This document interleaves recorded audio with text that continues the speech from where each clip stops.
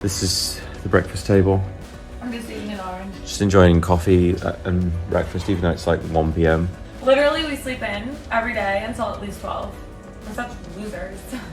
No. No.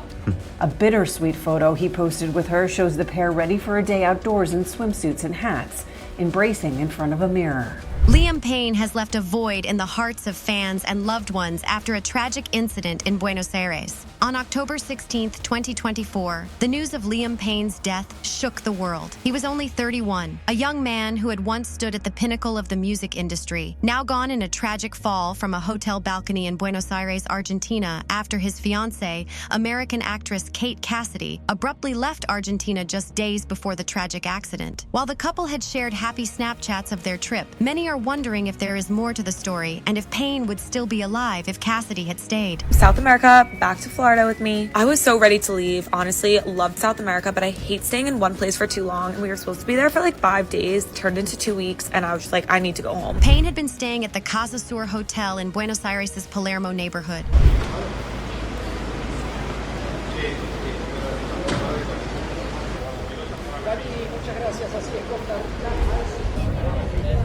Payne had been staying at the Casa Sur Palermo Hotel in the upscale neighborhood of Buenos Aires. Reports say that before his death, he had been behaving erratically. Hotel staff called for help, reporting that Payne seemed to be under the influence of drugs or alcohol. They mentioned that he had been destroying his hotel room. By the time authorities arrived, it was too late. Payne had already fallen from the balcony, and emergency medical responders could do nothing to save him. The Buenos Aires police confirmed that they had been called to the hotel after receiving reports of a disturbance involving a guest who was intoxicated. Everything in the room. You said alcohol and drugs. That's correct.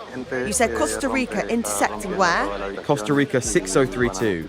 Repeat. Costa Rica 6032. How is the hotel called? Casa Azul Palermo. We need to send someone with urgency because I don't know if the guest's life is in danger because he's in a room with a balcony and we were afraid he could do something that threatens his life. How long has he been there? Is it a long stay hotel? The guest has been there for the past 3 days. You don't any other information because you can't get in, right?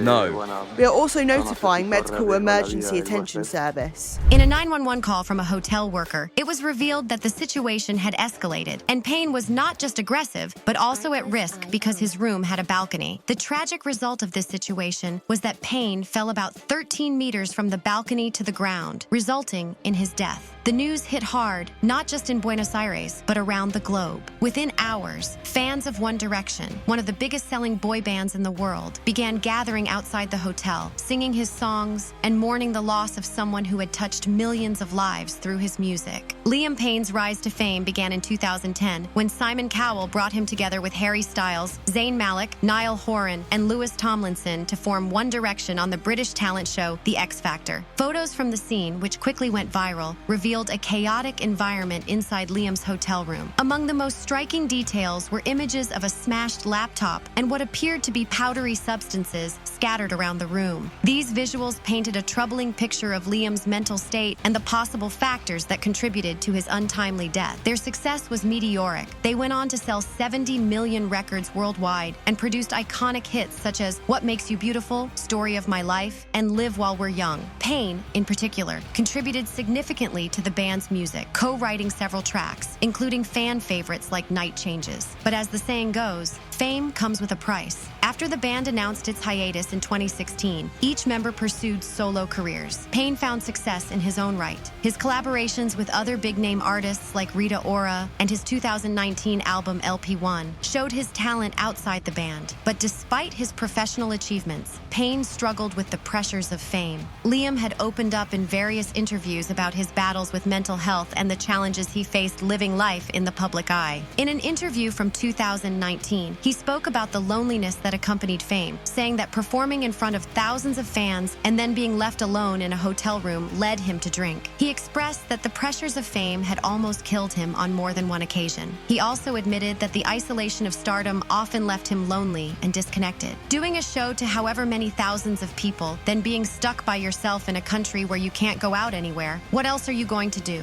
The minibar is always there, Payne told The Guardian in 2019. He had also turned to alcohol in tough times, a problem that haunted him through much of his career. Even after leaving One Direction, Liam was a beloved figure in the music community, and his fans always stood by him. His family, in a statement following his death, expressed their grief, saying, "Liam will live forever in our hearts, and we'll remember him for his kind, funny, and brave soul." Payne's life may have been marked by struggles, but he never failed to inspire those who listened to his music and followed his journey. The circumstances surrounding his fall remain unclear. Investigators are exploring several possibilities, including whether it was a tragic accident or something more deliberate. Some reports hinted that drugs or alcohol might have played a role in the hours leading up to his death. This wasn't the first time Liam had struggled with these issues, and he had been open about his attempts to cope with his inner demons. His fans, still processing the tragedy, reflected on how Liam had often shared his personal battles in an effort to connect with others going through similar challenges. In his last moments, Payne posted on Snapchat from Argentina, talking about riding horses, playing polo, and enjoying the day. He had also been looking forward to returning home. One fan, Michaela Ibertis, who had gathered outside the Casa Sur Hotel with other mourners, summed up the collective shock. "I feel like it's like a dream, like I'm going to sleep now, and tomorrow it's all going to be a lie. I think it's going to take me a while to accept all this. It's very complicated." Fellow musicians and friends have poured out tributes. American singer Charlie Puth expressed his shock, saying, "I am in shock right now. Liam was always so kind to me." The music community, once filled with the joy of Liam's creations, now comes together in sorrow, remembering the talent that was lost too soon. Many people struggled to process the news. As rumors spread about Payne's final moments, a viral video began circulating online that claimed to show him falling from the balcony. However, it was soon debunked. The video, shared widely on X, was later confirmed to be from an unrelated incident in Mexico City in 2022, where a man jumped from a burning building. The footage had nothing to do with Payne, but the emotional impact of the misinformation only added to the confusion surrounding his death. Payne's life had always been in the public eye, but behind the fame, he had faced many personal challenges. I'm aware that last year, Liam was public about how he had spent quite a lengthy stint of sobriety, and he had been trying to get free of alcohol and drugs, and he's been very open in the past about thoughts of suicide, suicidality, and his struggles with substance abuse. And again, I don't want to make any inference as to what happened tonight and why we're where we are right now. In the past, Payne had openly discussed his mental health struggles. He admitted that life in the spotlight was often isolating, and he had turned to alcohol as a way to cope. In his final days, Payne was vacationing in Argentina with his girlfriend, Kate Cassidy. The couple had been enjoying their time together, sharing happy moments on social media. They even attended a concert by Payne's former One Direction bandmate, Niall Horan, on October 2nd. However, Cassidy had left the country 2 days before Payne's death, leaving him alone at the hotel. Payne's death has also reignited conversations about the pressures that come with fame. Like many celebrities, Payne struggled with the immense expectations placed on him. While fans saw him as a successful pop star, he was also a person dealing with personal demons. Across social media, messages of love and support have poured in from fans around the world, many of whom grew up listening to Payne's music and felt a deep connection to him. Yesterday in Argentina, and there's been a huge outpouring of grief, of shock online, and some of the people who knew Liam best have been posting tributes on social media. The singer Ollie Moores, who was also a contestant on the X Factor where Liam found fame, said that Liam shared the same passions as me, he had the same dreams, so to see his life end so young hits hard. He said he was truly devastated by the news.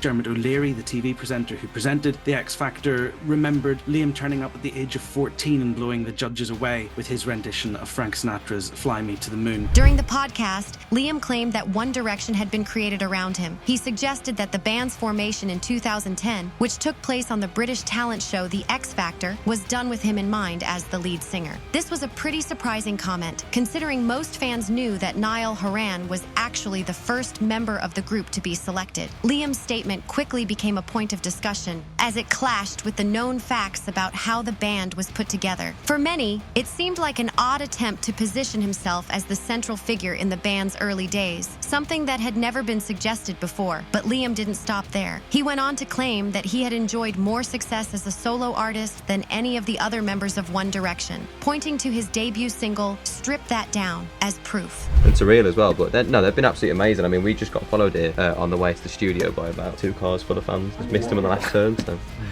Gosh. How do they know? How do they know that you're Is it a big number? I don't think what else to say. 2 by 2 fans.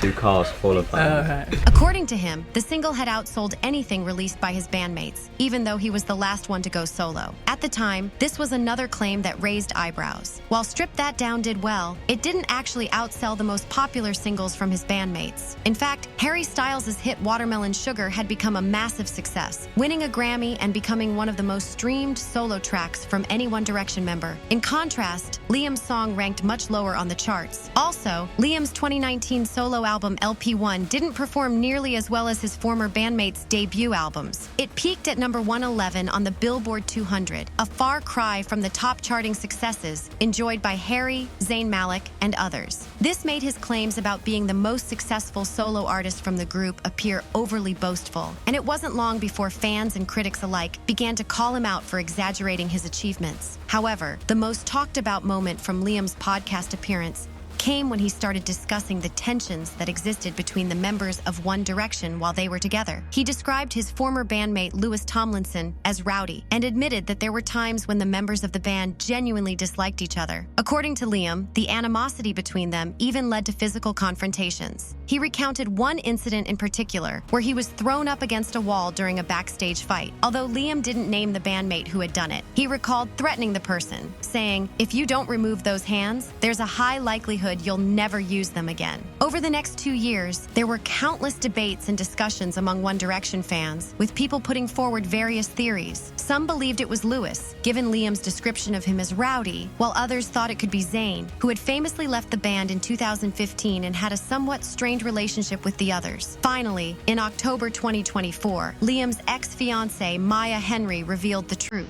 During a TikTok video, Maya disclosed that Liam had told her it was Zayn who had thrown him against the wall. She explained that she had heard the story so many times that she could no longer keep it to herself. This revelation put an end to the speculation, confirming that the backstage altercation had indeed been with Zayn. Liam's relationship with Zayn had always been complicated, and during the same podcast interview, he didn't shy away from expressing his mixed feelings about his former bandmate. While he admitted that he didn't like Zayn for many reasons, he also acknowledged that Zayn had faced challenges in his life that made his actions more understandable. Liam talked about how Zayn's upbringing was different from his own, noting that while his own parents were overly supportive, Zayn didn't have that same level of family support. This, Liam suggested, might have contributed to the way Zayn handled fame and the pressures that came with being in One Direction. Liam's remarks about Zayn were part of a larger conversation about how the members of One Direction coped with their fame and the struggles they faced both individually and as a group.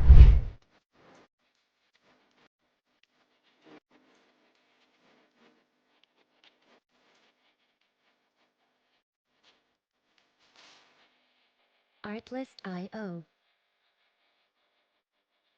Now, before you leave, make sure to comment down your thoughts right down. And that's all we have for today's episode.